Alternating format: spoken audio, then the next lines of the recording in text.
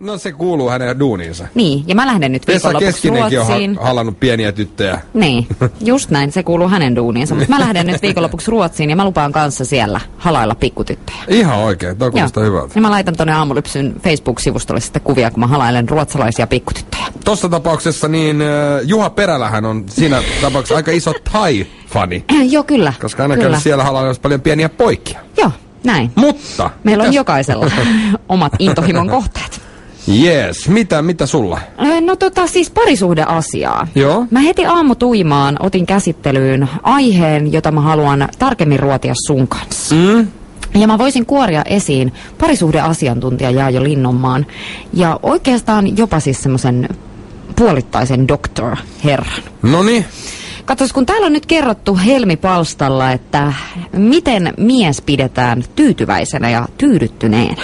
Oho, ja mikä on mun mielestä ihanaa, niin täällä kerrotaan, että yhdyntä ei aina naisia houkuttele. Ei silloinkaan, kun ollaan hyvin rakastuneita ja parisuhteessa. Mikäli niin kuin siis on niin kuin vaikka... naisia ei houkuttele vai niin kuin miehiä ei houkuttele? Naisia. Naisia ei houkuttele, joo, okei. Joo. Ja mikäli on vaikka niin kuin tosi sairaana, niin silloin pitäisi kuitenkin muistaa pitää mies tyytyväisenä.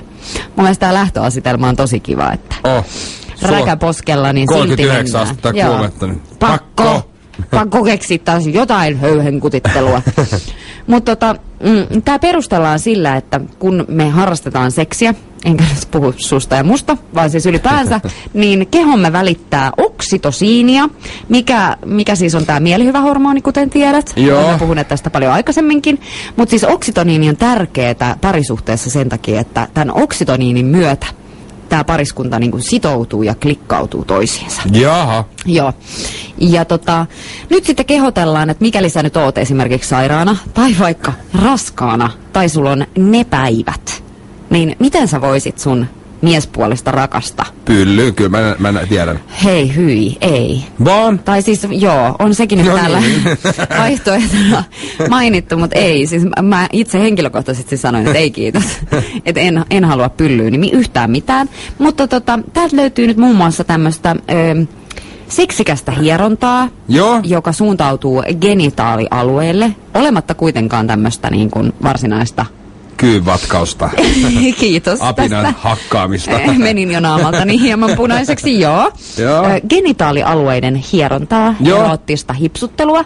Sitten täältä löytyy pettingiä, alusvaatteet päällä. Täältä löytyy kumppanin sitomista ja vain eroottista leikittelyä. Mutta siis sano kysy yhden kysymyksen. Miksi nämä on aina?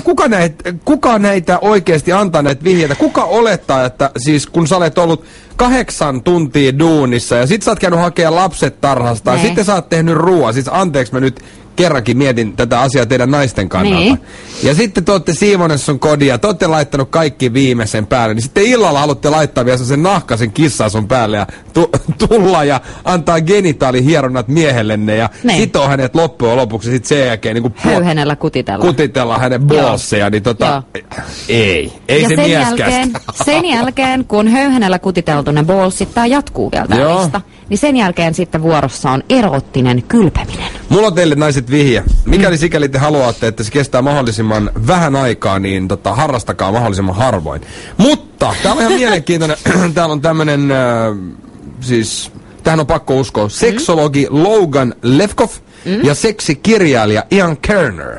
Eli he ovat yhdessä, siis muodostaa aikaparin. Siis mieti seksologi, joka on tämmönen niinku psykoterapeutti, guru, ja sitten vielä tämmönen seksikirjailija, joka on niinku tutkija näin. He ovat yhdessä nyt sitten pohtineet, että mitkä on 2 lausetta, jotka saa sekä naisen että miehen villiksi sängyssä. Oi, ihanaa, no.